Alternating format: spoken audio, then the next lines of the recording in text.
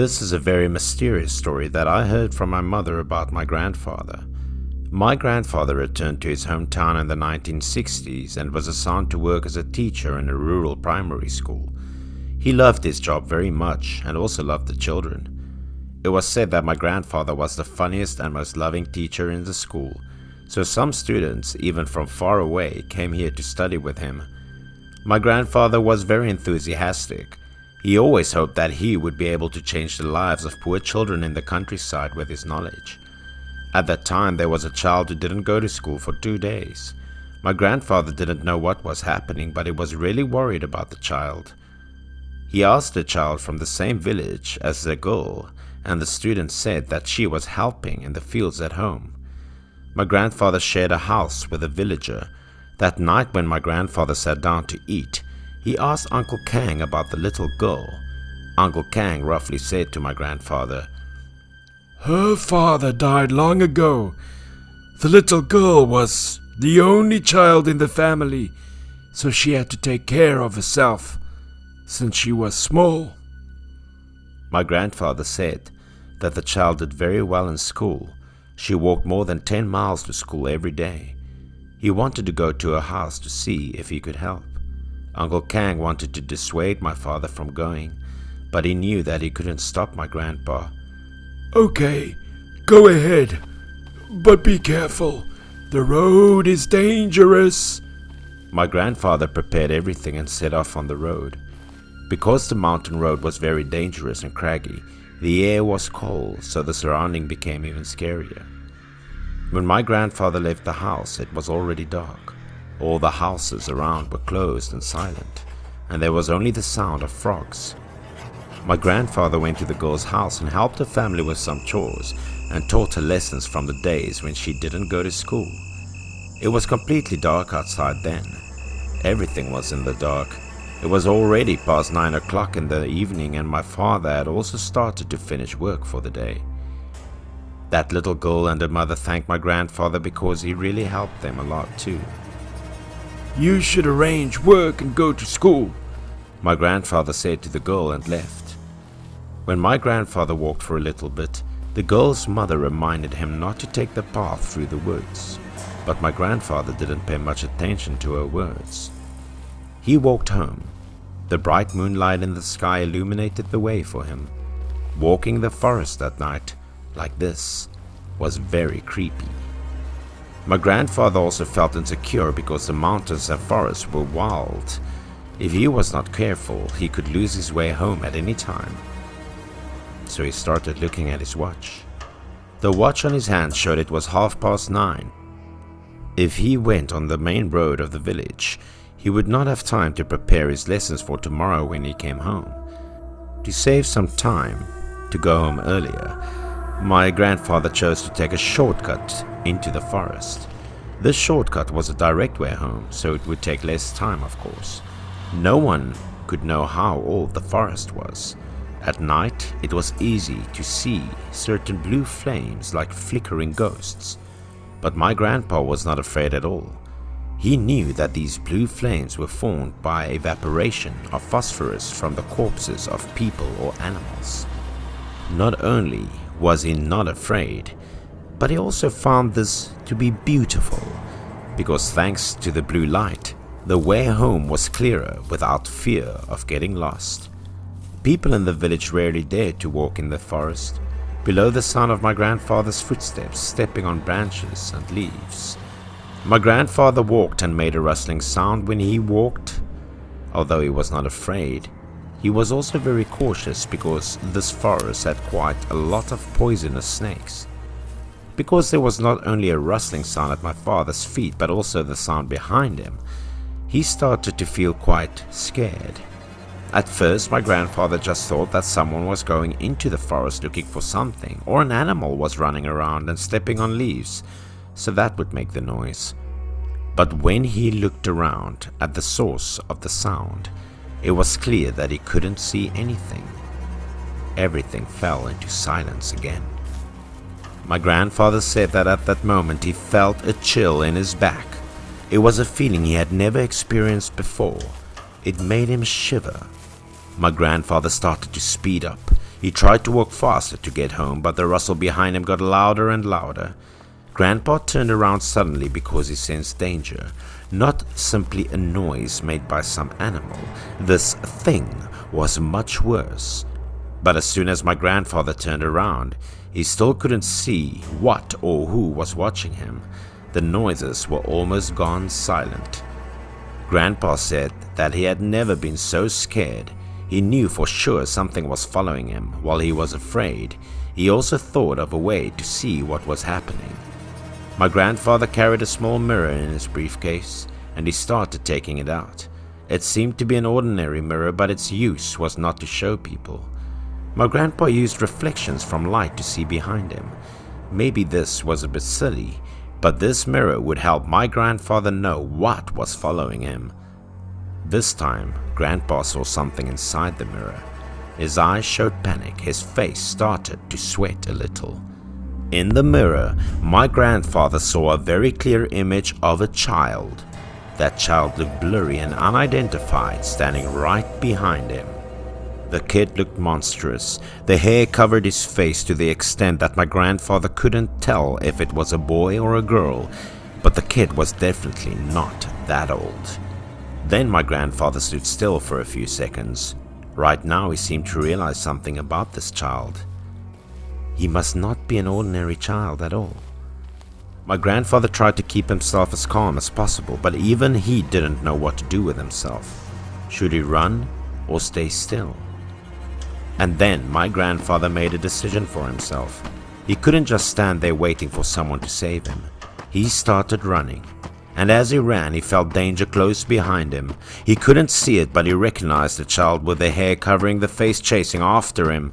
Grandpa was so afraid that the child would catch up with him and harm him, so he continued to use the mirror to look and see if the child was still behind him.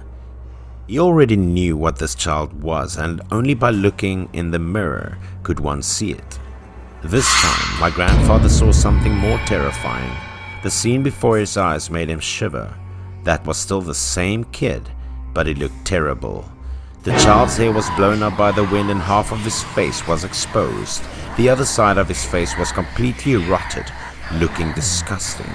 He was extremely scary, and my grandfather was scared, but his mind suddenly became clearer, and then he remembered hitting the gong he was carrying. My grandfather didn't know if the gong would cover his running footsteps or if the echo from the gong would scare the child away. But just like that, my grandfather beat the gong and ran so fast that he didn't dare to stop. In the end, he ran out of the forest anyway. He did not reduce his running speed and continued all the way to Uncle Kang's house, which still had a light on. My grandpa was completely exhausted by the time he got home. He could barely breathe. It took a long time for him to regain his strength. Uncle Kang also knew what happened to my grandfather, and he also knew who the child was that my grandfather met in the forest. It was a child who died tragically in the village a few years ago. When the child was 8 years old, he had carelessly played with the horse's tail, and that's when the tragedy happened. As a result, the horse ruffled its hair and panicked because its tail was touched. So it kicked the child's face with its hooves and knocked the kid away. The little girl fell from the air and hit the ground with blood splashing, and half of her face was disfigured, looking very terrible. She died on the spot. Because she was so young, she died instantly. She couldn't enter her ancestors' graves, so she was buried in the forest. Uncle Kang said the child probably just wanted to play with him. She did not want to harm him. My grandfather understood everything. He felt that this child was also pitiful, and just because of a little mistake that she had to receive such a tragic death is very sad. After that, every time my grandfather passed through the forest, he no longer felt fear because he knew that in this forest there was a very poor soul. My grandfather used to visit the child's small grave and then place pure white flowers on top. And that child never followed my grandfather ever again.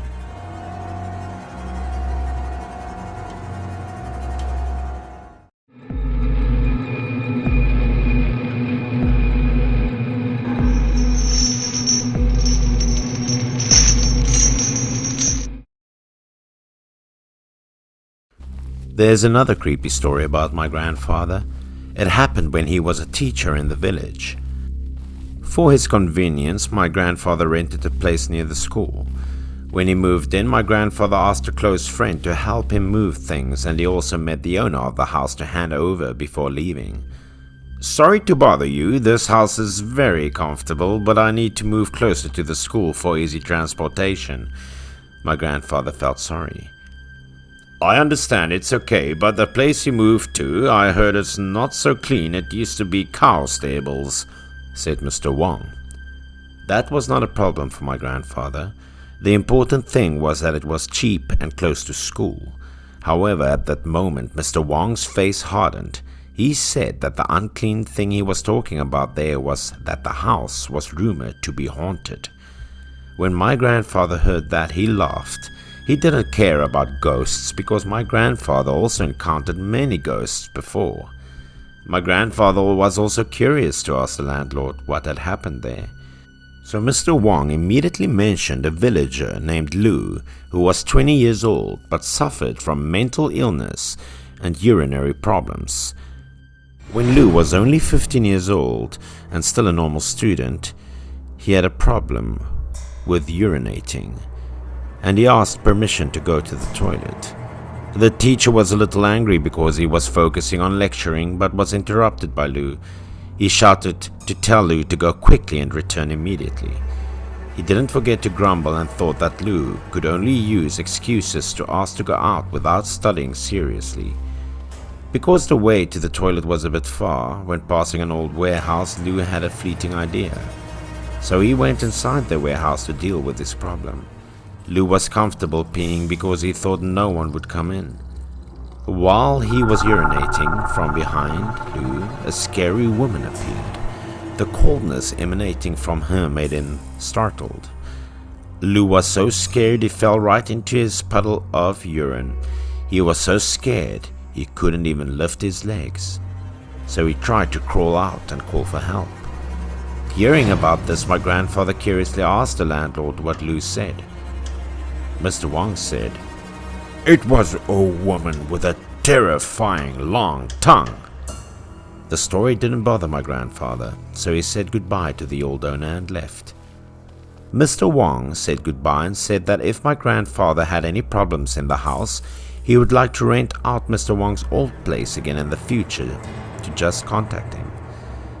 Back at the new rented house, my grandfather brought some personal belongings into the house and started cleaning. The house was really old. My grandfather started to carry the table to the corner of the wall.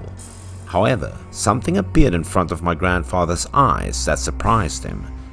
Close to the wall there was a portrait of a woman. My grandfather was curious. He didn't understand why the old owner, when moving out of this place, left this picture frame here. Grandpa held the picture frame for a while. The woman's face showed something very sad. However, because he found it unnecessary, my grandfather immediately put the picture frame in the trash. That night, after finishing cleaning, my grandfather went to bed because he still had to go to school early in the morning. He began to draw the curtains on the windows so that the wind would not blow in. This house was not too bad for a poor teacher like him. Going to bed, he quickly blew out the kerosene lamp. After that, he also quickly fell asleep. After a while, suddenly a strange noise came out, a sound as if from afar. "Get out of my house! Get out! Get out quickly!" Because the voice grew louder, it woke my grandfather. Because of severe nearsightedness, his sight was a bit blurry. Someone was standing at the head of the bed and wanted to chase him out. She approached and shouted in a terrifying voice. Immediately afterwards, she rushed toward my grandfather. Everything happened so fast that my grandfather was shocked. He saw that the scary woman with veins floating all over her face, her eyes were white, rushing towards my grandfather at lightning speed and screaming for my grandfather to get out of there. Suddenly the sunlight woke my grandfather up. Strangely, he found himself lying in the yard. He didn't understand what the hell was going on. Opening the door of the house and looking inside in his sleep, he did not understand why he was lying outside. My grandfather came over and picked up his glasses. As soon as he finished putting on his glasses, a strange thing made him startle. Right on the table was a picture frame from yesterday. He threw it out in the trash.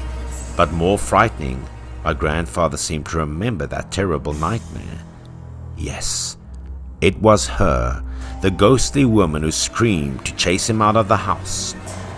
He immediately went to ask Mr. Wang about the scary thing. Maybe he would know something more about her. Mr. Wang mused sadly and recounted the story of that woman. It's her, poor woman. That old woman's name was Zhang. When the war broke out because her son was suspected of joining the enemy, she was imprisoned and she was also arrested. However, she always believed her son was wronged. Because of her bad reputation, she could not leave the house. Then, in the most painful moment, she hanged herself. So since then, her spirit had always stayed in his house to wait for her son to return. Mr. Wang thought he had a way to comfort Ms. Zhang. He also said that his son had been exonerated but had died in prison before.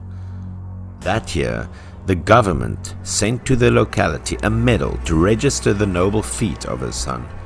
Since the family had no one left, Mr. Wang kept it. My grandfather then put the badge in front of Ms. Zhang's picture frame, hoping that her spirit would meet her son, as well as letting her understand that his son was exonerated a long time ago. Well, after that, my grandfather also fervently begged to stay in this house to teach while working in the village. He also promised to sincerely pray for her and his son. He hoped she would leave with peace of mind. That night, the space became strangely quiet, and my grandfather had a truly good night's sleep. Nothing scary happened anymore. Perhaps the woman's soul was at peace. She did not trouble my grandfather anymore. With demonic things, my grandfather always said that as long as he didn't do anything wrong, there was nothing to be afraid of.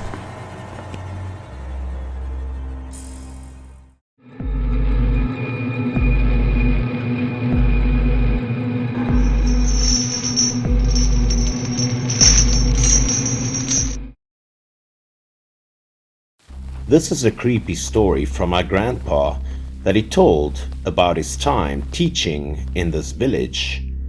After working for a while, because of his handsome and gentle appearance, my grandpa was loved by the villagers here.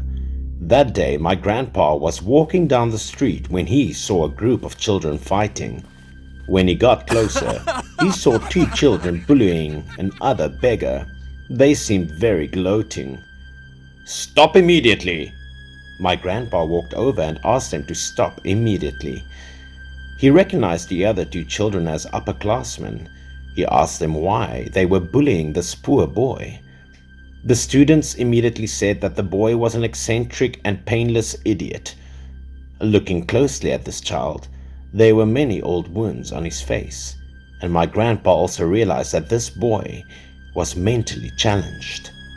Immediately the boy ran away and ignored my grandpa reaching out to call back. Then he asked why they were bullying the boy, because as far as my grandpa knew, the two students were all good students in the school. Then one of them said that they hit the boy for revenge, and said that the mentally disabled boy had caused the trouble first. Hearing that, my grandpa asked them to tell him everything. They said there was an abandoned house on the edge of the village. It was their secret base and they used to go there quite often.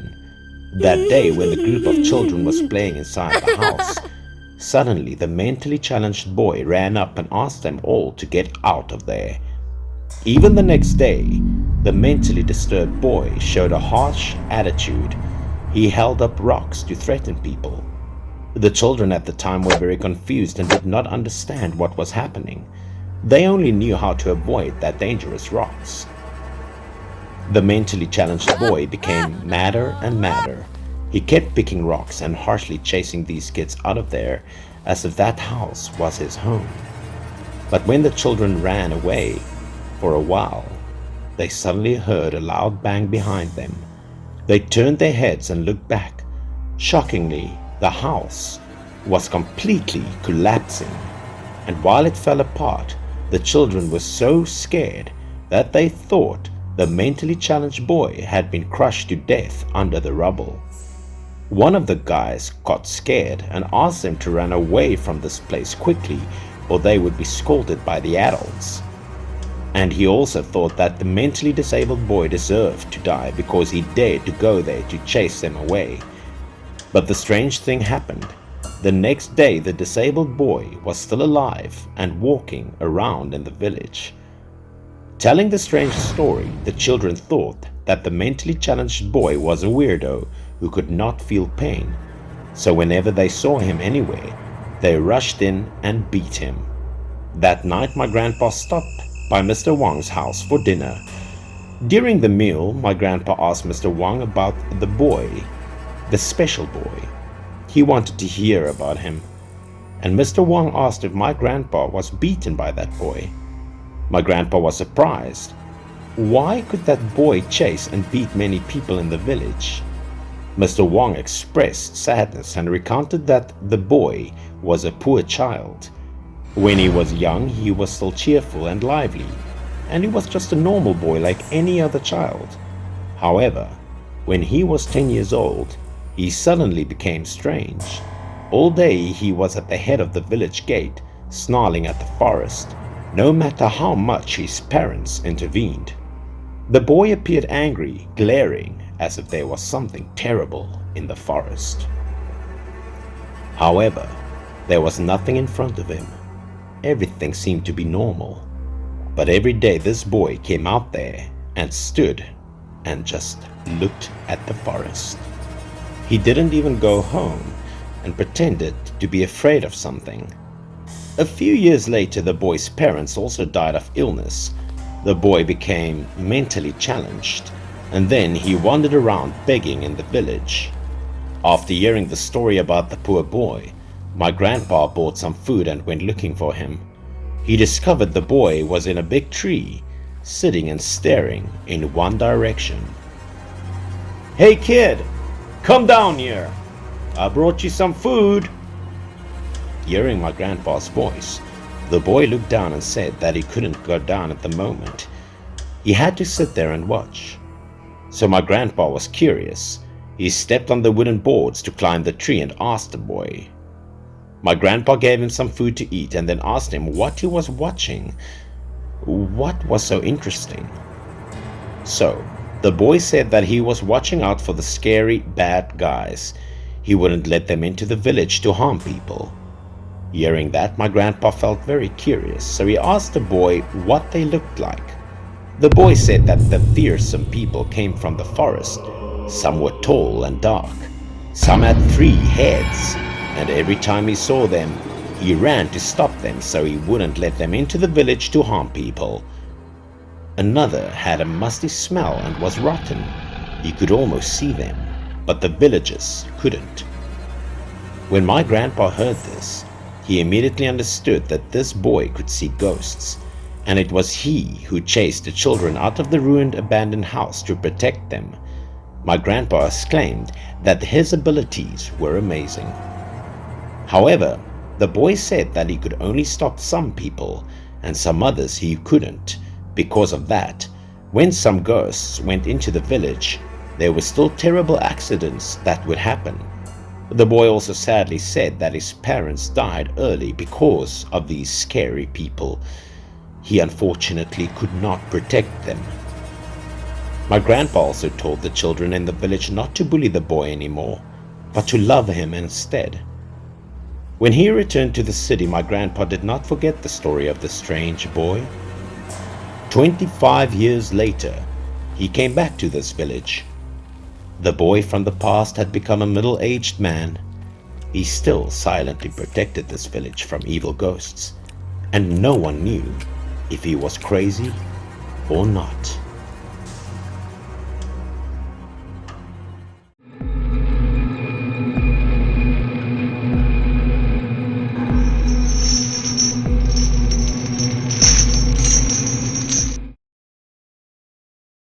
This story was a scary one that happened to my family in the early 90s when I was just a kid.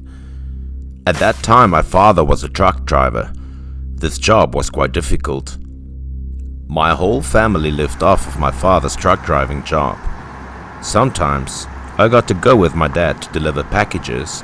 I enjoyed looking at the scenery on both sides of the road, and this story happened at the end of October. At that time, the weather also became much colder. At breakfast that day, my family was eating together. My father said he had urgent business and went to town to pick up the packages. It took about 4 hours by truck from our house to the town center.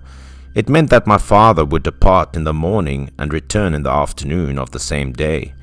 My father started getting on the truck and drove away after breakfast that day. He seemed to be in a hurry. I also walked to school because my house was also quite close to the school. When I got home from school, the door was open. I was curious about what had happened, but it was already dark. My father should have been home by that time, but I looked around and everything was quiet. I didn't see my father's truck in the yard either. The courtyard was eerily quiet. I went into the house and asked my mother, "Mom, is Dad still coming home at this hour?" Both mother and I didn't know what was going on.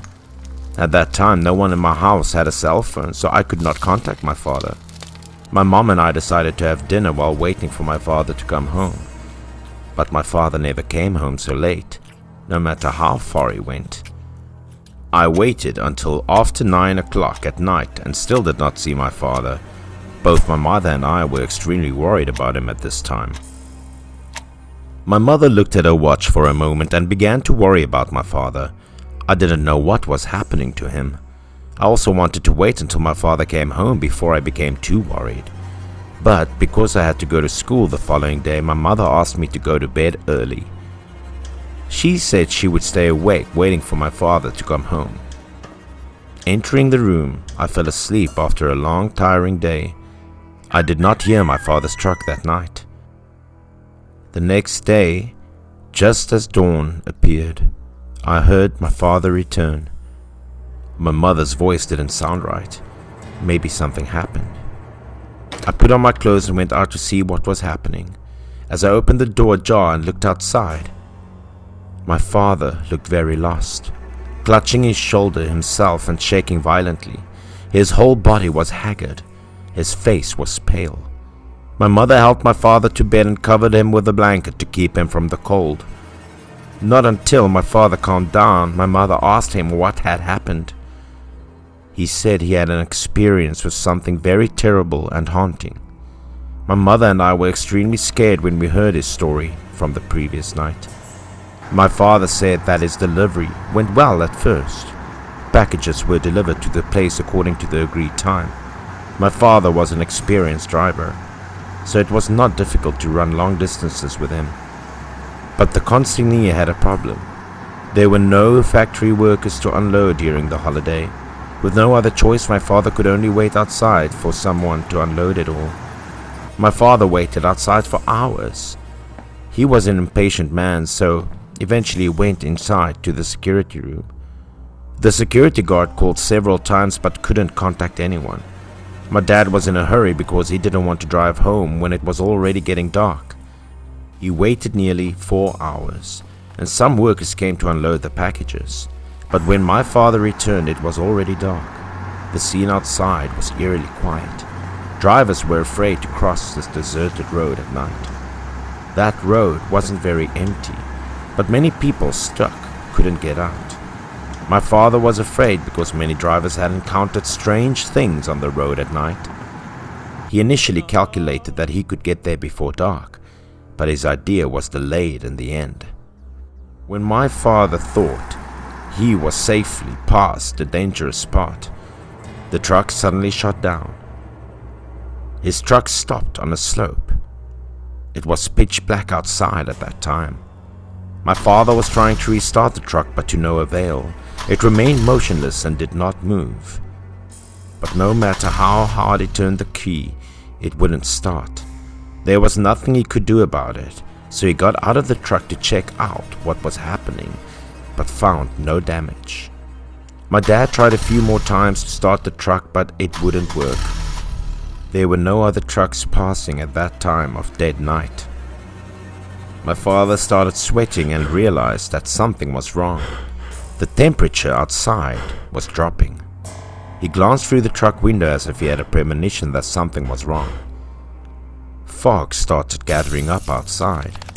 The fog made the truck windows foggy. He panicked. He knew something was wrong. His fingers began to freeze. My father didn't dare to get out of the truck. He hugged his shoulders and crouched in the car. After a while, more and more cold air rushed into the truck, making him feel cold. He saw someone walking past outside the window. As he wiped the fog off of the truck window, he wanted to call for help outside. But when he looked outside and saw people, he realized they were covered with fog up onto their heads. Everyone's faces was purple. They did not look like living people. They suddenly saw my father and rushed towards him very quickly. My father quickly pulled the truck door tight and locked it. He was so scared. People outside were trying to knock on the door to get inside. But my father was scared and he hid in the truck and did not dare to go near the window. More and more of these people were getting closer to the truck and they were screaming things. These ghosts were cold, constantly banging their hands on the glass window to ask to go inside. Fear surrounded my father. It was the first time he encountered such a scary thing. My dad was huddled in the truck and it was cold. Outside the car there were a lot of scary people. What to do? My dad felt like he was frozen. He thought he would freeze to death in his truck that night. Then my dad heard someone knock on the window and call him. He opened his eyes and saw that it was a passing driver. The driver saw my father stop and not move, so he ran over to see if anything was wrong with him. And that is what saved my father's life. What was stranger than that was that the truck started up suddenly, and my father returned home safely. The other man said that if my father waited a little longer, he would most likely suffer the same fate as the frozen ghosts.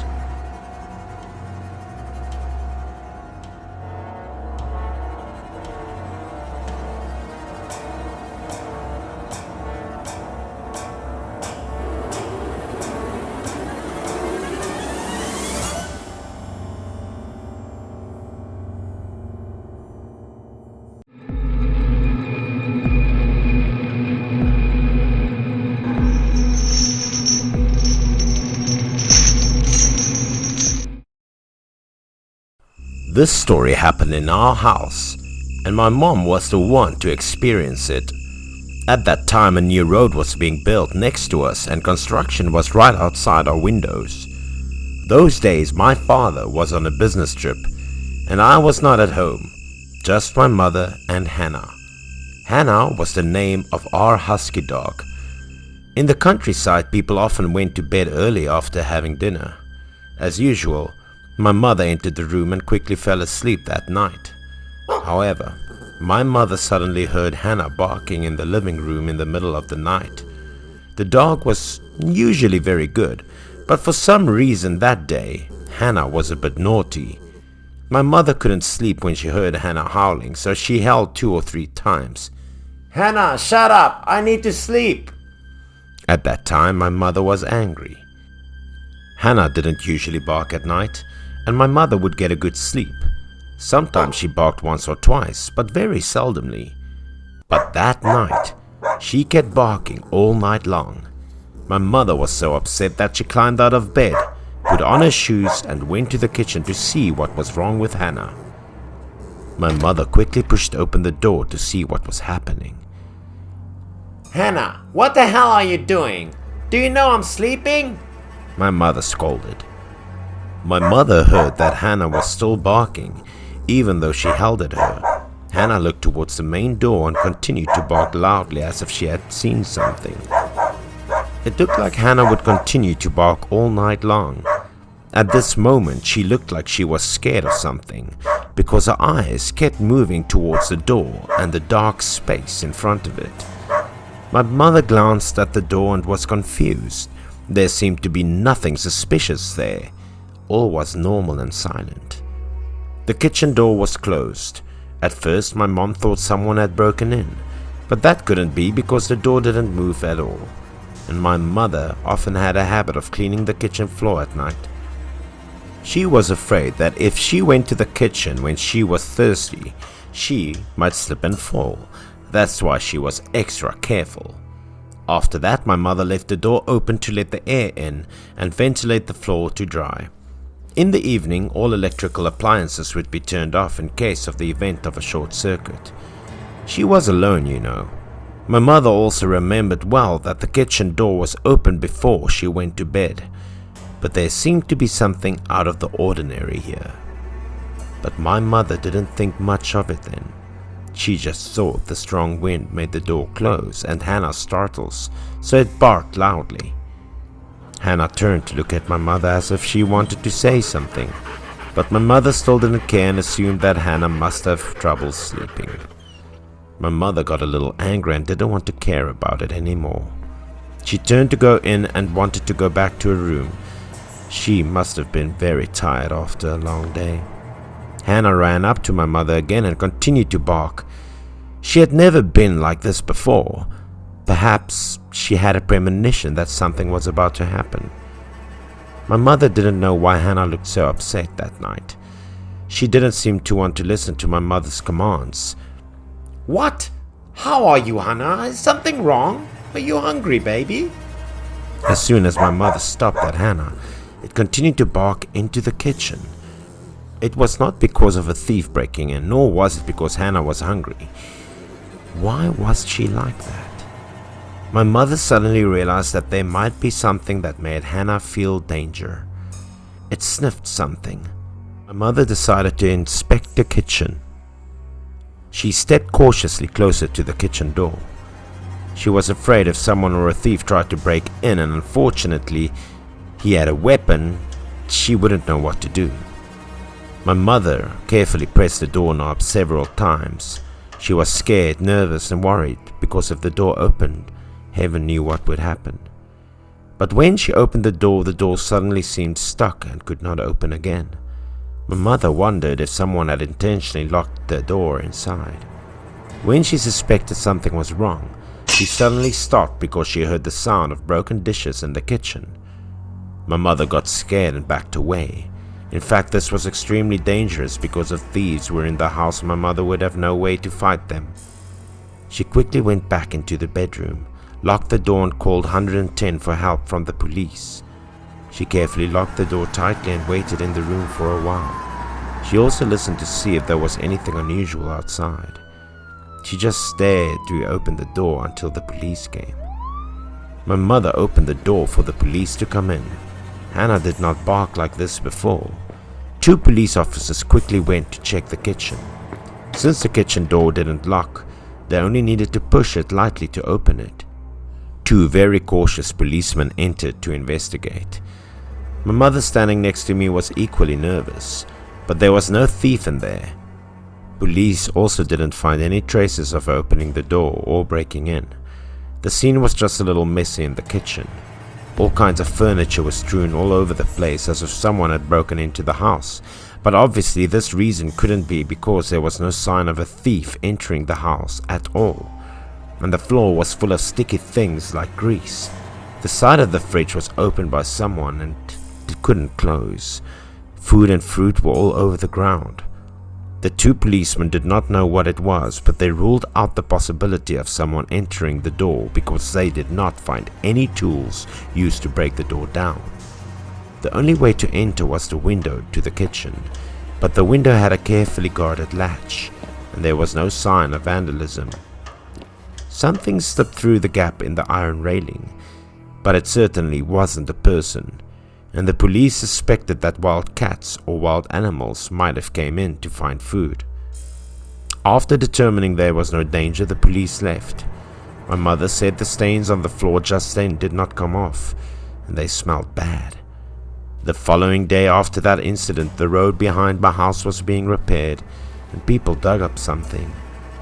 They flocked to see a lot, and my mother was also there. My mother had just come back from the market at the time.